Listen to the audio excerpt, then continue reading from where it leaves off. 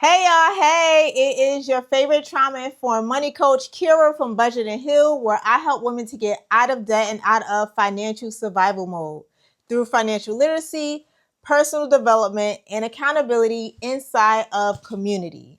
Now listen, today I'm taking you guys with me on this journey to be accountable, right? To hold myself accountable, to be consistent with reviewing my paycheck budgets. This paycheck budget is for my first paycheck in November, which I received on November the 15th. And you guys know that I typically jump right into it. I do not want to waste your time, right? So we're going to jump right into it. So for this pay period, by now you guys know how much I get paid every 2 weeks, right? So this paycheck was $1,803.30. And again, that's for November 15th, which is my first paycheck for the month. I get paid twice during the month as a school nurse, right? Now, that is my school nurse income. But guess what I got? I actually received dividends this month. Now, I typically receive dividends some quarterly. I receive interest payments monthly from my high yield savings account. I receive dividends quarterly from some investments, right? But this particular dividend check was from my car insurance. So the check was for $64.10, right? And in case you guys were wondering, my car insurance is New Jersey manufacturers. They do typically pay dividends every year. Typically during renewal. I recently renewed my car insurance, but I did something different, and I'm going to get into that. I did something different. What I actually did was they had increased my car insurance $277, right? I didn't like that at all. I'm like, why? My driving record is clean. My credit is good.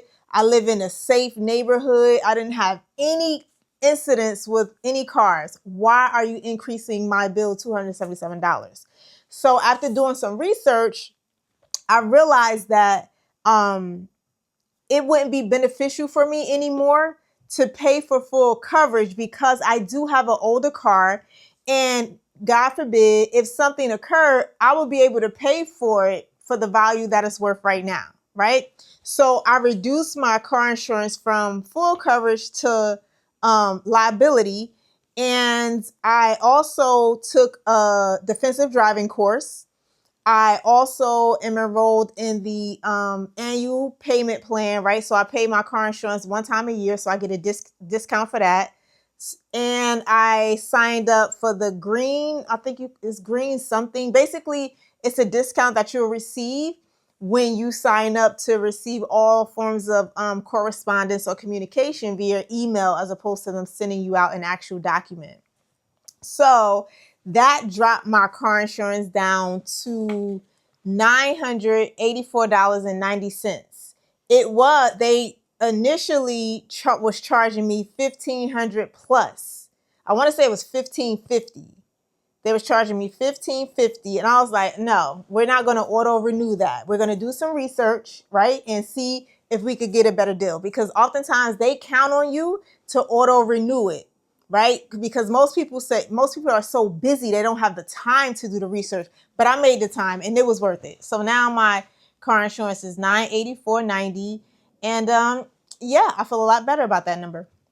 So moving on. If you look to the right, guys, on the paycheck budget that's on the screen, you'll see the savings category, right?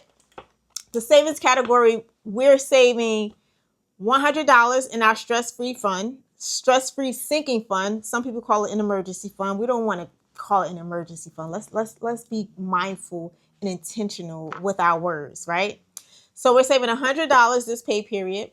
For our household sinking fund, we are saving $237.16 for this pay period. And for our investment account, we are saving $400 for this pay period. That brings our total for the total income for this month was $1,867.40. That's my paycheck plus the dividends, okay? Now, the total amount for my savings for this pay period is $737.16. And can I tell you guys, I am so grateful to be able to save money because I remember a time when I was not able to save any money. I remember it was not that long ago. Now, if we come over to the next section, guys, this is the recurring bills. And just as a reminder, the difference between the recurring bills, right, and the expenses is that the recurring bills are bills that we pay routinely, consistently, right? Whereas the expense is a one-off, something we pay one time, and that's pretty much it, okay? So for recurring bills, we have rent, Easy Pass, food, laundry, gas, tithe/offerings, right? So initially I budgeted $694.83 for rent, right? But the amount I actually paid was $468.55. Now, my rent is due on December 1st, but I typically pay it, I break the payments up by two pay periods, right? Easy Pass. Initially, I budgeted $15, but my sister came on the East Coast for her birthday, so I went to see her. So I had to put money on my Easy Pass. Now, let me tell you. Let me tell you what happened though, real quick. Let me tell you what happened. So I go to see my sister on her birthday, which was the 15th, November 15th. I go to New York City to see her. I told you guys before when I went to get my eyebrows done, right? Anytime I go into New York City, it is $22.32, $22.38, something of that nature. And New York City is about maybe 30 minutes for me with no traffic, maybe 30 minutes, right? I didn't even get a chance to see her. Why? Because by the time I got in the city, her phone died. So I didn't get a chance to see her. So I carried my pretty little self right back home. Right? So I didn't get a chance to see my sister, but I don't mind spending the money because the intention, a lot of times we got to be mindful, right? What was your intention? My intention was to see my sister, to celebrate her birthday with her. It didn't happen. I was disappointed, but I don't feel like I wasted my money because that's my sister. I would do it again, right? So I spent $50 on Easy Pass. Or food. Initially, I budgeted $48.65. I actually spent $155.29, and I am happy to report, guys, that will be my total amount for the month of November because I'm pretty good with food right now. And something very important, guys. Guess what? I did not eat out at all. I did not eat out at all this month. Now, it's only the 23rd of this month, but I did not eat out at all this month. And that was one of my goals. No eating out November. That was one of my goals. And the reason why I wanted to do that is because I would like to see how much influence I have over my budget versus inflation, particularly as it pertains to my food budget, right? Let me see, am I running it up because I'm constantly going out to eat, or does that really not make a difference because inflation is just crazy, right? And looking at it, guys, for the month of November, I spent $155.29 for food, which is a good thing. So I've been meal prepping the whole month. Meal prepping. I eat 2 times a day, guys, because I'm working on losing my belly fat. You know what I'm saying? So I've been meal prepping. I eat twice a day.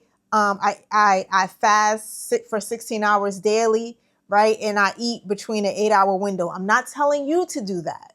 Always consult your doctor. Always consult your doctor. But this is what I do, and it has been working for me. My belly is nice and flat. Y'all know I'm about to get married soon. I gotta make sure, gotta make sure everything looking right. And for health reasons, right? You always wanna make sure you keep that belly, you wanna make sure you keep your belly right, okay? Laundry, $15. I paid $15. One of the things that I've done that I really like, guys, is when I say, okay, I'm gonna allocate $15 to laundry, I front load my laundry cart immediately, right? So even if I don't do laundry this week, I might do it next week. The money is there. I didn't spend it. I front loaded it. I already allocated it. I already put it on the card. That makes me feel so good, right? That's one less thing I have to worry about. Gas. Initially, I budgeted for $50 to spend $50 on gas, but I actually spent $42.42. Tithes and offerings, $50, right? That brings my total recurring bills category to $781.26. The budgeted amount was $873.48, but the actual amount was $781.26, right? And then we come over to the expenses category. Now, I had to replace my retainer. I think I told you guys. I initially broke my retainer in August. I had the appointment in September, and I didn't get my retainer until 6 weeks later. That's a whole nother thing. I don't understand why it takes so long. Anyway, I got my retainer. I budgeted $230 for it, but the actual amount was $239.20. FYI, guys, here is a hack that I would have used had I not spent all of my money, right? The FSA card, your flexible spending account debit card will pay for things like that. It'll pay for your retainer. It'll pay for you to get your teeth bleached. It'll pay for you to get your teeth cleaned. It'll pay for those types of things. But I ran out of money. That's why during this open enrollment, during this month, November, I increased my contributions, not by much, but maybe by $200. Initially, I signed up to have $1,000 allocated to my FSA. This time around, I allocated to have $1,200 to my FSA for the month for 2026. Now, here's the thing: if you do more, like if you know you're in the dentist a lot, you're at the doctor's office a lot, then you're gonna want to increase that, right? But I will say do it slow. Do it in $50, $100 increments. Don't just jump out the window, because remember, it is gonna lessen how much money you bring home in your paycheck. So you want to do it slow. Don't just jump out the window, okay? So I paid I thought the retainer was $230, but I actually paid $239.20, right?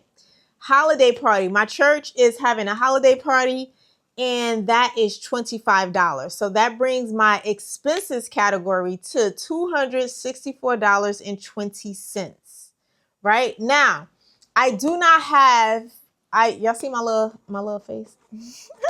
I do not have a debt payment. If you guys watched my previous video, you saw that I showed you guys I had pre-scheduled the payment to be, taken care of for the 21st.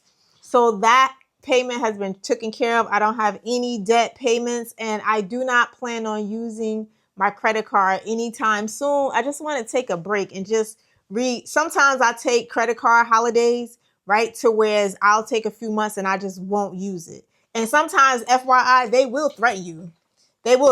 Oh, you haven't used your card in a while. In order to keep it active, blah, blah, blah, XYZ.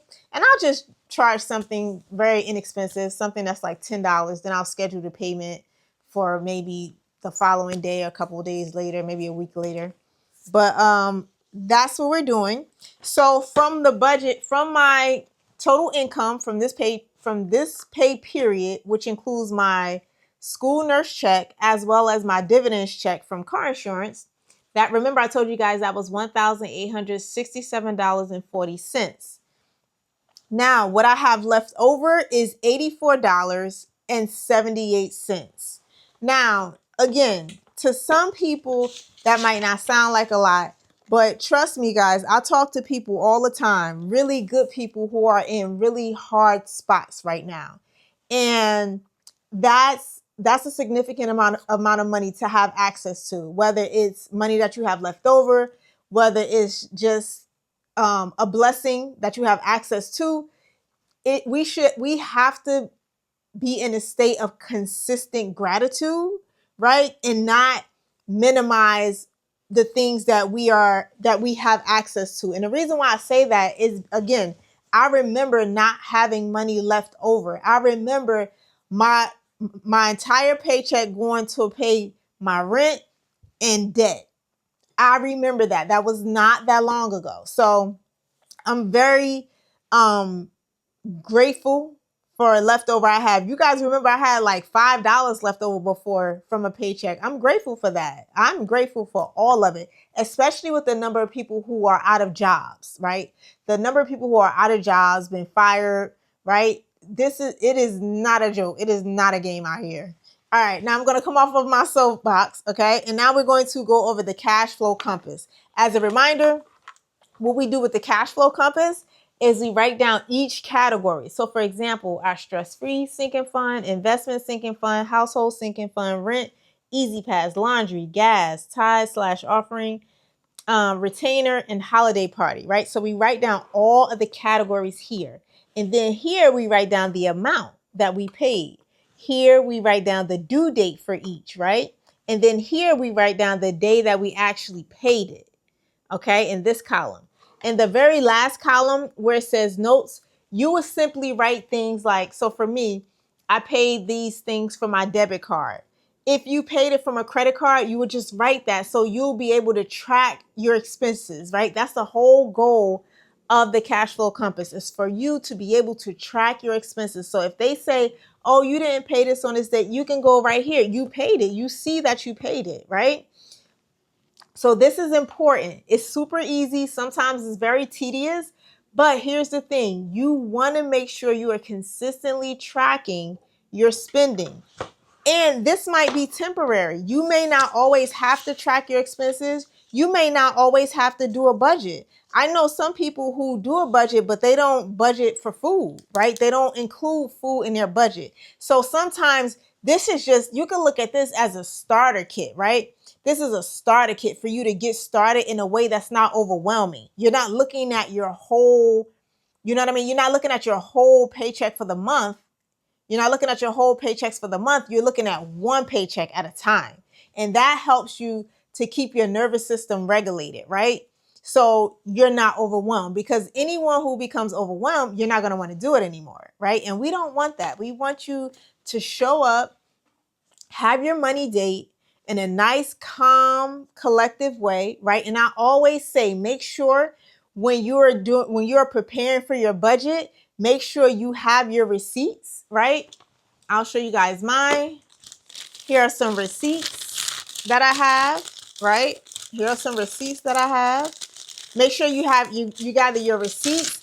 Make sure you have your debit card, your debit account open, right? Your checking account or your credit card account. Make sure you have that open so that you can be able to double check to make sure you're writing down all of the categories that you need, right?